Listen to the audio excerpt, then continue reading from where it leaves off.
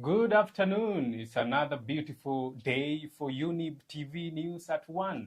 The sun is partially out here in Nairobi despite continuous heavy downpour the whole of this week. Now, that aside, we have a lot lined up for you, including the updates on what is happening at the Vatican, where the body of the Holy Father, Pope Francis, is currently lying in state. Let's have a look at our top stories this afternoon.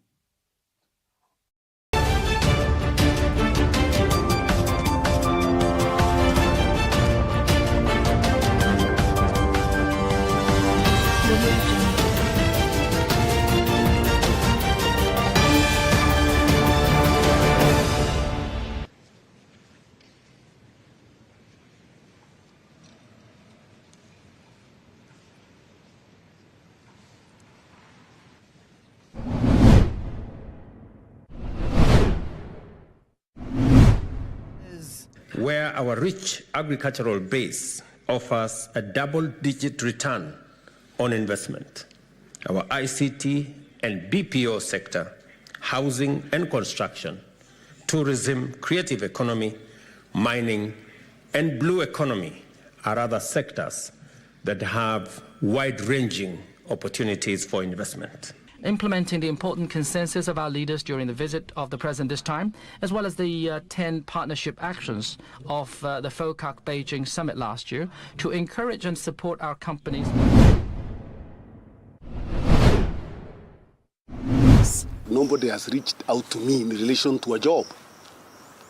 But I'm saying even if somebody did, I am not interested. Nilikuwa nimeamshwa na harufu ya petroli. Lakini kufika nilipata moto bado haikuwa imeenea sana, nikapiga nduru lakini watu hawakutokea. Waliomba wakaomba mpaka ikafika wakati Otieno Toyo na Anyango mke wake wakapeana mwanao wa kwanza kiume.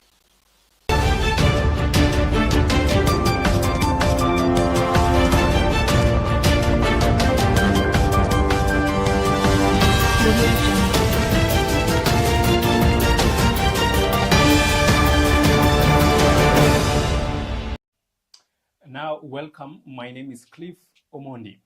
Now, thousands of pilgrims around the world continue to throng Vatican's St. Peter's Basilica to pay their last respects to Pope Francis, whose body is lying in state.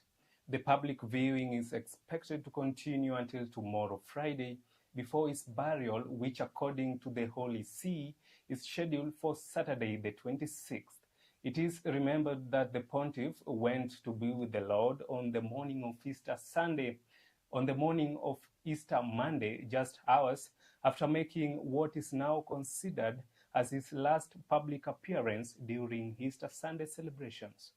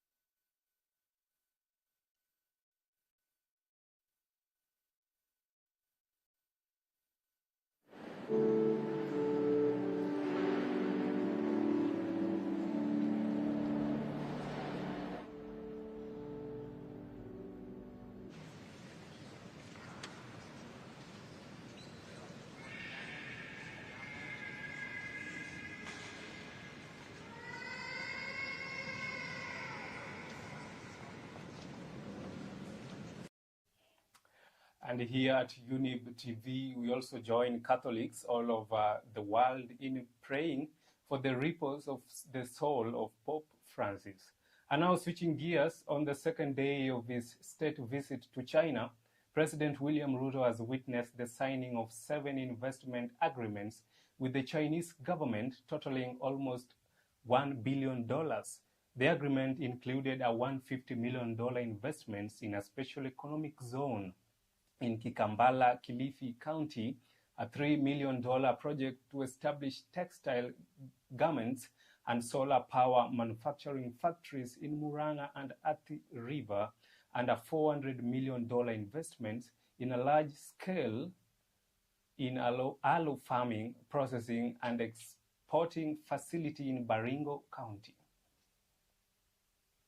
Where our rich agricultural base offers a double-digit return on investment, our ICT and BPO sector, housing and construction, tourism, creative economy, mining, and blue economy are other sectors that have wide-ranging opportunities for investment.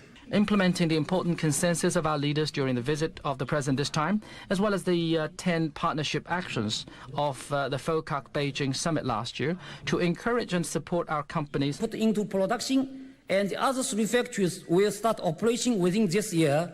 More than 15,000 jobs will be created by our investment. Our 3 years investment experience in Kenya proves that it has a very bright future to invest in manufacturing industry in Kenya. We offer promising prospects ranging from textiles and pharmaceuticals to electric mobility and construction materials, all supported by Kenya's expanding industrial base. Kenya, as an important economy in East Africa, enjoys sound economic foundation and unique geographical advantages. It is a leader in industrial development in East African region. So as the China trade grows, so can the Kenyan trade. And we also want to encourage our business people to take advantage of that, and we'll be having conversations around how we can be able to open more exports to this country. We support the One China policy, a two-state solution in the Middle East, and dialogue, not escalation, in the Russia-Ukraine conflict. As we say in Africa, when 2 bulls fight, the grass suffers. And now Peter Munya, the former governor of Meru and leader of the PNU party, blasted President William Ruto for deceiving Kenyans about their conversations and the prospect of Munya entering the broad-based government. Munya, who announced his intention to run for governor of Meru in 2027, stated that he has never had discussions with the president and that he has no interest in joining the broad-based administration. Mithika Linturi, the former agricultural CS, has also denied having talks with the president. Nobody has reached out to me in relation to a job. But I'm saying even if somebody did, I am not interested. Thank you. My priorities there now are very clear. In this time, given the time that is there, I want to focus on running for the seat of governor of Meru. Wale wanasema tuungane watu wa Meru, nione kwa mkono. Peter Munya na rafiki yangu Franklin Metheka Linturi. Hawa viongozi wawili tayari wako na mazungumzo na mimi. Na tuko na kampango. Nyinyi tulizeni poli, mambo iko sawa sawa. Kwa hivyo ile imebaki sasa ni Wakenya wenyewe kujipanga. Wasingoje wapangwe tena. Wajipange, waweze kuhakikisha mabadiliko imefika kwa kura ijayo. Ndio hizi changamoto ambazo zinatukumba tuweze kumalizana nazo. Let me also make it very clear that I'm not looking for any other job. The job I'm focusing on is the position of Governor of Meru in 2027. I'm putting every effort and most of the time on working out ways and means of recapturing that. And now to a tragic story. A family of 9, a man, his wife, and their 7 children, were killed in a suspected arson attack in the village of Sigomre in Ugunja, Siaya County. According to preliminary investigation, the murdered family and their neighbor, who is also a relative, had been involved in a land dispute. Now anger turned to retaliation as the enraged villagers set fire to the home of the lady they believed was responsible for the assault. Nilikuwa nimeamshwa na harufu ya petroli. Lakini kufika nilipata moto bado haikuwa imeenea sana, nikapiga nduru lakini watu hawakutokea. Walikuwa wamewasha moto kwa mlango na wakaongeza kifuli kwa mlango, hawangeweza kutoa kifuli. Sasa moto iliwazidi na wote wakakufa moja baada ya mwingine. Watoto wakilia na jina yangu kwa sababu mimi ndio wanakuanga karibu nao. Kitu ambacho imetendeka siku ya leo hapa Sigomre tujawahi iona, na kwa hakika tuko na huzuni sana mpaka hata tuwezi kuongea maneno mingi. Ilikuwa imefika wakati walikuwa kwenda polisi, baada ya kutoka kotini walikuwa wameamriwa kuwa wahamishe kutoka hapa hivi, na hofia kuwa ni hili jambo ndio limefanya hili lote litendeke. Kweli ni kwamba kibui imepatikana hapo na kibui ya petroli, na hiyo ni thibitisho kubwa kabisa, hiyo ni exhibit kabisa. Situation vile nimeona hapa, situation is tense. Anything can happen right now as we speak. Naweza sema kwamba serikali ikuje haraka iwezekane.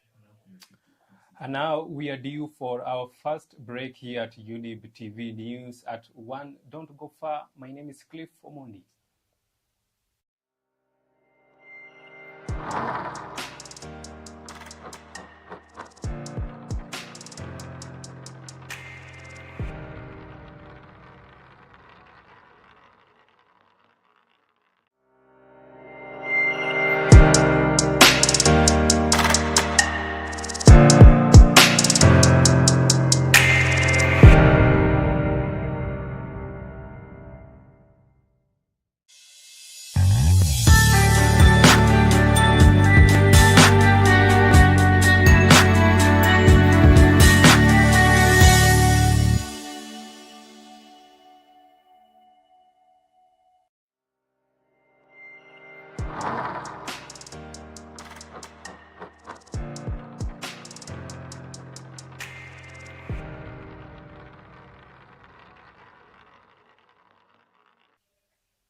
And now, welcome back. Now, in courts, former Migori Governor Okoth Obado has defended himself and denied any role in the killing of Sharon Otieno, a student of Rongo University. Obado claimed that he had told his wife about his relationship with Sharon and expressed regret to her prior to Sharon's passing. He recalled a meeting in which his wife offered to buy Sharon a house and turned down the offer, insisting that he was not involved in Sharon's death and had no intention of getting a second wife. I agreed that I would be channeling my assistance through Mona, and that was being done, even though we had terminated the relationship, but I was still assisting. So I asked Mona to go and relay to her that it would be much more easier for her to be settled around Homa Bay, not in town but just around Homa Bay. And even a proposal of buying land and building maybe a house of 3-bedroom house that would cost around 3 million.